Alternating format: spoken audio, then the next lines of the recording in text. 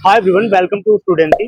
UPSC का interview continues चल रहा है, उसी कड़ी में ये सीरीज में कंटिन्यू कर रहा हूँ। एक कैंडिडेट और बाहर आए हैं जिनका इंटरव्यू हो चुका है, जानेंगे इनका एक्सपीरियंस, साथ ही जो आगे की तैयारी करने वाले हैं उनके लिए कंप्लीट रोड मैप में इसमें कवर करूंगा। जो भी आपके डाउट आते हैं कमेंट में वही मैं पूछता हूँ, तो अगर कोई भी डाउट होगा तो आप कमेंट में पूछते चलना। सबसे पहले आपका स्वागत है चैनल पे सर। थैंक और यू। कैसा लग रहा है आपको? इंटरव्यू हो चुका फाइनली आपका, रिलैक्स्ड हूँ। रिलैक्स हैं आप? जी। ठीक है, तो आप अपने बारे में बताएं। आपका नाम, मीडियम अटेम्प्ट, कहाँ से आप आते हैं और एजुकेशन बैकग्राउंड क्या है? मेरा नाम कमल पंत है। मेरा मीडियम इंग्लिश ही है और मैं उत्तराखंड के पिथौरागढ़ डिस्ट्रिक्ट से आता हूँ। और मैंने अपनी ग्रेजुएशन बीएससी नर्सिंग में कर रखी है government college of nursing Haldwani से। और मेरा ये सेकंड अटेम्प्ट है और पहला मेंस और पहला इंटरव्यू है। ओके सर, कैसे स्टार्ट होता है जब आप इंटरव्यू हॉल में जाते हैं? तो पहला क्वेश्चन क्या था?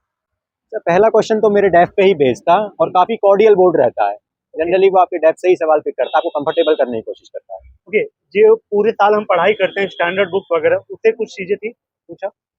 स्टैंडर्ड बुक्स पे तो मेरा उतना नहीं गया, बाकी करंट पे ज़्यादा फोकस तो था। करंट के कुछ सवाल बताएंगे, आईआर से क्या था करंट इंडो वाला? म्यांमार रिलेशन और इंडियन इकोनॉमी के ऊपर सवाल।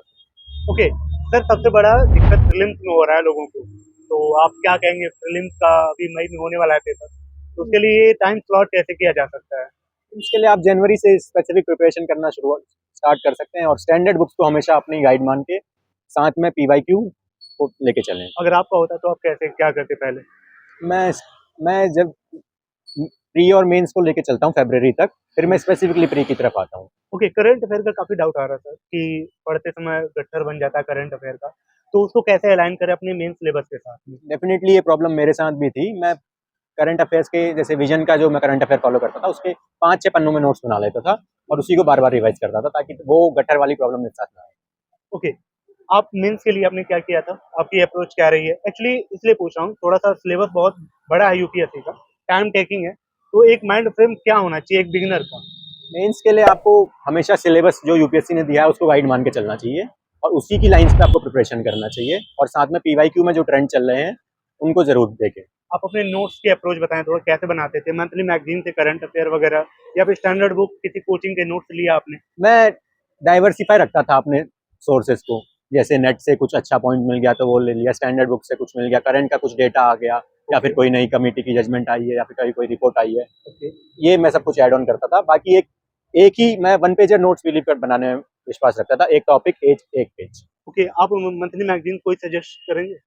मैंने विजन पढ़ी है तो बाकी तो मैं सजेस्ट नहीं कर पाऊंगा। विजन ठीक है, बाकी करंट्स मोर और लेस सेम ही रहता है, आपको स्टैटिक पे ज्यादा ध्यान देना चाहिए। ओके सर, डेली रूटीन आपका शेड्यूलिंग क्या रहती थी इस तैयारी को लेके? सबसे बड़ा दिक्कत तो प्रेशर आता रहता है, मोटिवेशन वाला, तो क्या शेड्यूल रहा है?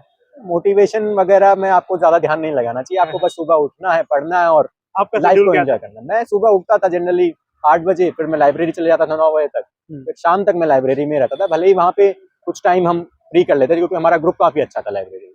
ओके सर, इंटरव्यू हॉल में कुछ डॉक्यूमेंट नेसेसरी वाले लेके गए थे आप? जी जी, टेंथ क्या क्या लेके आए? एक पहले तो आपका ई समन लेटर जो होता है, हम्म, दूसरा टेंथ की मार्कशीट आपकी, अगर आपको कोई कास्ट सर्टिफिकेट वगैरह है वो, और आपकी ग्रेजुएशन की डिग्री।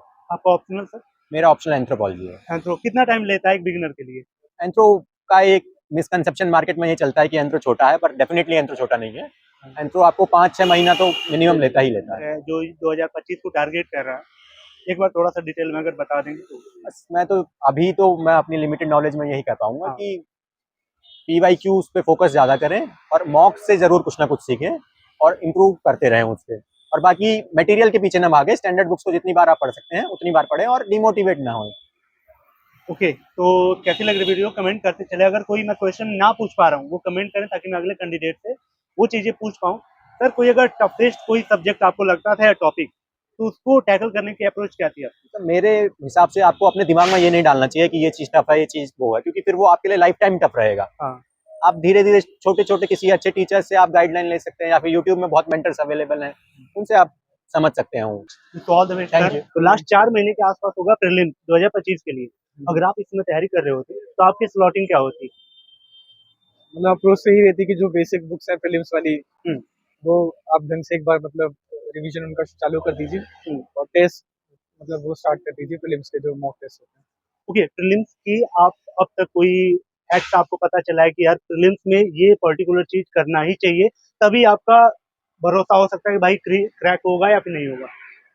प्रीलिम्स के लिए बेसिकली यही है कि आप पुराने क्वेश्चंस देखिए, पीवाईक्यू जो पुराने प्रीवियस ईयर क्वेश्चंस हैं उनके बेसिस पे ही मतलब अगर आप उनका एनालिसिस ढंग से करेंगे देन मतलब you will feel confident yourself. Sir मेरे में क्वेश्चन आया था, एक कमेंट आया था कि लोग कहते हैं कि प्रीलिम्स में पीवाईक्यू देखो, पीवाईक्यू में क्या देखना है? पीवाईक्यूज में मतलब you can look at the topics that they are asking. उस टॉपिक में जैसे थीम मतलब पता चले। बायोटेक्नोलॉजी है तो बायोटेक्नोलॉजी में they often ask about IVF या माइटोकॉन्ड्रियल डीएनए, तो मतलब उसमें आप जैसे आपको ये एक ब्रॉड एरिया मिल गया तो इस ब्रॉड एरिया में मतलब आप जो भी रिलेटेड कंटेंट है वो इसके बारे में स्टडी कर लीजिए। इंटरनेशनल रिलेशंस में जैसे कुछ भी कोई ऑर्गेनाइजेशन है, कोई भी समिट हो रही है तो उस समिट के बारे में पढ़ लीजिए। हमारे बायलैटरल रिलेशंस के बारे में पढ़ लीजिए। इकोनॉमिक्स में जैसे कोई इंडिकेटर है, कुछ भी न्यूज में आ रहा है तो उस इंडिकेटर के बारे में डिटेल में पढ़ लीजिए कि कौन सी ऑर्गेनाइजेशन निकालती है, कैसे कैलकुलेट होता है, तो ये सब चीज है। ओके, यूपीएससी का सिलेबस ही सबसे बड़ा है सर, उसको देख के आधे लोग छोड़ देते हैं तैयारी को। आपने उस सिलेबस को देखते हुए कैसे माइंड फ्रेम किया था कि मुझे इतने टाइम में ये पोर्शन कंप्लीट करना है या फिर आगे ये करना है, रिवीजन के टाइम में मैं ये करूंगा, माइंड फ्रेम क्या था आपका? माइंड फ्रेम तो ज्यादा कुछ नहीं था बेसिकली, मतलब आप अपने हिसाब से जैसे आपको सही लगे। आपका क्या था? मेरा तो मतलब इट्स पर्सनल टू एवरीबॉडी, हाँ। तो मेरा मतलब हो सकता है दूसरों के काम ना है, हाँ बिल्कुल। तो I keep it to myself. ठीक है, लास्ट फाइनल स्टेटमेंट क्या है सर 2025 वालों के लिए? Work hard.